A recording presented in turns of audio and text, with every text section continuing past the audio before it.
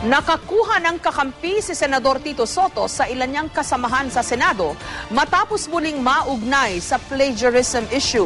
Hindi na raw dapat pang palakihin ang issue. Ayon din kay Soto, isinalin naman niya sa Tagalog ang sinasabing talumpati raw ni dating US Senator Robert Kennedy. Pero para sa isang propesor, tinagalog man, basta't pareho at inangkin ang ideya ng iba, plagiarism pa rin ito. Live mula sa Quezon City, may report si Joseph Morong. Joseph? Jessica, ipinagtanggol nga ng kapwa niya mga senador itong si Senador Tito Soto laban sa panibagong aligasyon na nangopya na naman siya para sa kanyang turno and contra speech. Pero para sa isang profesor ng English at Comparative Literature sa UP ay seryosong usapin ang plagiarism. Nakahanap ng kakampi si Senate Majority Floor Leader Tito Soto sa mga kapwa niya senador sa isyu ng di umano'y pangongopya niya ng speech ni dating US Senator Robert Kennedy para sa kanyang turno and contra speech kahapon kontra sa RH Bill. Huwag na daw itong gawing issue, sabi ni Senador Bongbong Marcos.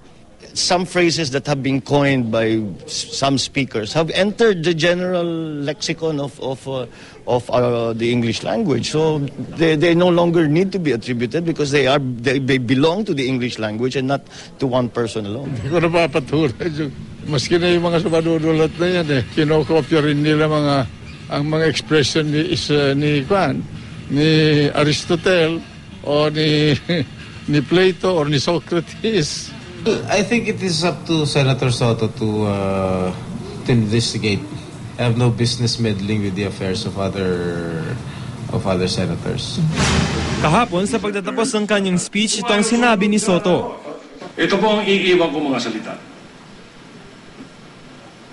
Ilan ang magiging dakila sa pagbali ng kasaysayan. Subalit bawat isa sa atin ay maaaring kumilos gaano mang kaliit para ibahin ang takbo ng mga pangyayari. Sa Twitter, mabilis na kumalat ang litratong ito na nagpapakita umano na tila tinagalog lamang ni Soto ang sinabi noon ni dating US Senator Robert Kennedy. Tinanong namin si Soto kung alam niyang may ganong speech sa Kennedy. They are not aware. That came from a text from a friend.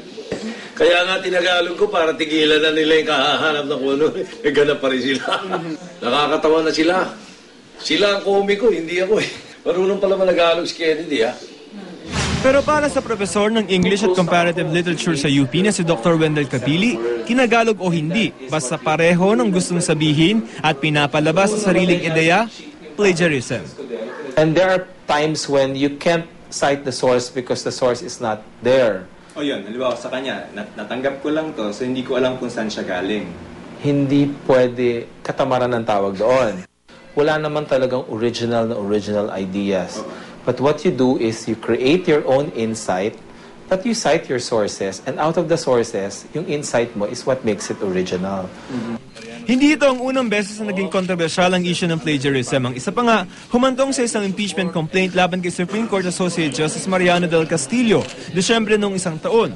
Nangopya lamang umano si Del Castillo sa kanyang desisyon ng ibasura niya ang petisyon ng mga comfort women noong 2010.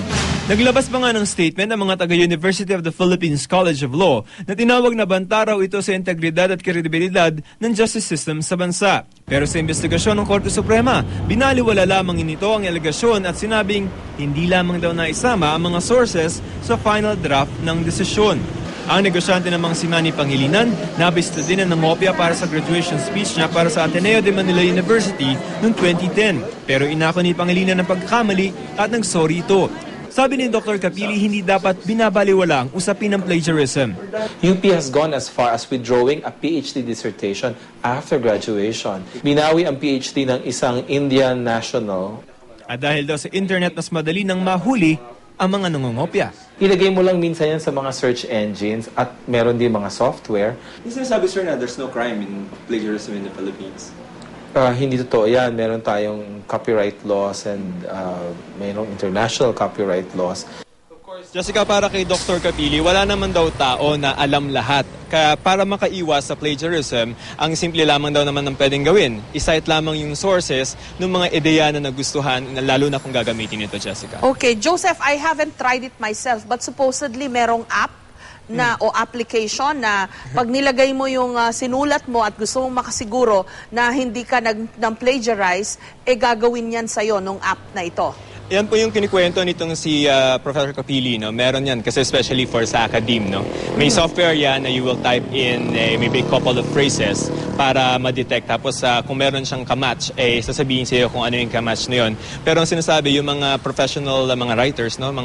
Especially mga teachers, alam na nila kung cut and paste yung binibigay na documents or papel ng mga kanilang estudyante. Kasi minsan, yung train of thought doon sa argument, doon sa halimbawa sa thesis ay hindi pare-pareho ng pinanggagalingan. So, yung ibang mga profesor ay magaling na makadetect ng mga ganun na mga trabaho ng ilang estudyante. Okay, ang isa pang context dito, while it is relevant, no, itong plagiarism is always a relevant issue or topic, ang nagiging casualty nga lang dito, hindi na napag-uusapan yung merit ng Reproductive Health Bill o RH Bill. That's right, Jessica. Yung point mo na this is a relevant issue, it is relevant, especially because ang isang senador is defending a position which is anti-reproductive health bill. So if you're going to defend a position, it should come from at least an original source or or original insight. Pero kung hindi man maaari yun, ay baka naman pwedeng sabihin kung ano yung pinagmumulan noong position mo, Jessica. Okay, but then again, hindi na nga napag-uusapan yung merit, lalo na yung mga points raised by Soto yesterday, Yes. no? And even the other senators who stood up.